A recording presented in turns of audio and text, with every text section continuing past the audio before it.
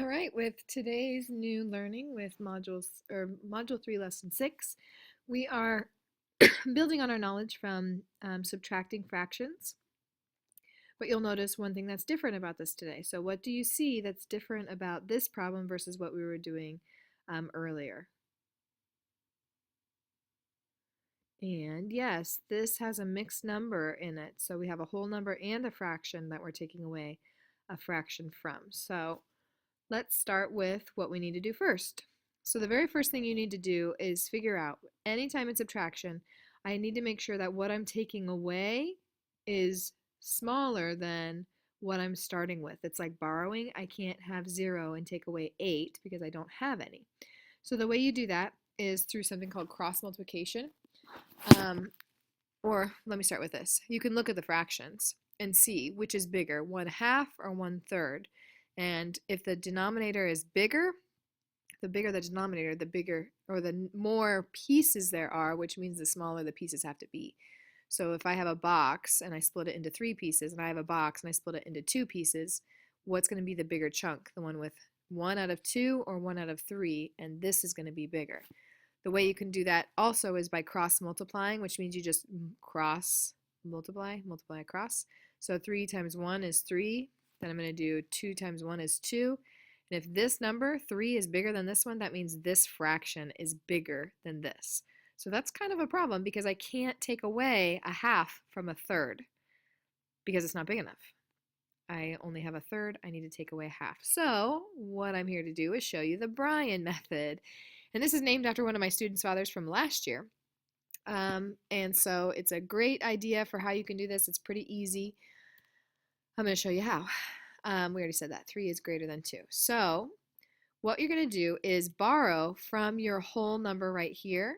I'm going to change this 1 into the denominator of this. So 1 is the same as, I'm going to keep the same denominator here because it's easier for me. 3 on the bottom, and then what on the top would make 1 whole? Well, I know 3/3 equals 1 whole. So basically, I'm just renaming this 1 as a fraction, 3/3. So now what I can do is add these two together, 3 plus 1. Now I get 4/3. Now I have 4/3 and I'm taking away a half, and that is much bigger than this. So the same concept as borrowing. This is the Bryan method. Now I can solve this using the butterfly method, or if you want to draw a picture, that's fine. I'm going to show all of these with the butterfly method because that's the fastest way for me to do it. If you want to do equivalent fractions, it's the same. Butterfly method is just finding equivalent fractions. So draw my wings, draw my antenna. 3 times 1 is 3, 2 times 4 equals 8, and then my subtraction sign goes in the middle, up here. Down below I have 6, so I'm taking away 8 minus 3 is 5, and 6 just carries up. So 1 1/3 minus a half equals 5/6. It's really no different than what we were doing earlier. The only added step is that you have to do this borrowing. So let's do another one. 1 1/5 minus 1/3. So the first thing to do is check and see if my fraction is smaller or bigger. So this one I cross multiply. 5 times 1 is 5. 3 times 1 is 3, and yes, this 5 is bigger than 3, so that means this fraction is bigger than 1/5. So I can't just take away, I can't just do 1/5 minus 1/3 and add that 1 on. I have to borrow from my 1, and this time my denominator is 5, so what would be the numerator to make it equal to 1 whole? 5/5, the same on the top as the bottom. So I'm just renaming that 1 whole as 5/5, adding it with the 1, so I get 6/5. Now I can take away 1/3 because it's plenty small enough.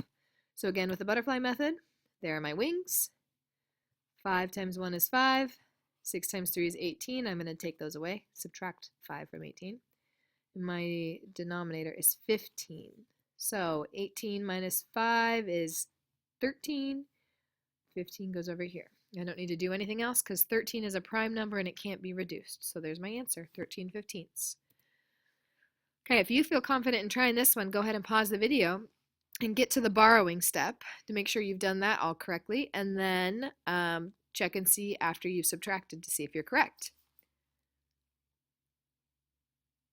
Okay, for those of you that want to work this out together, we're going to do that cross multiplying step first. So 2 times 2 is 4, 3 times 1 is 3. Again, 4 is greater than 3, so that means this fraction is bigger than this.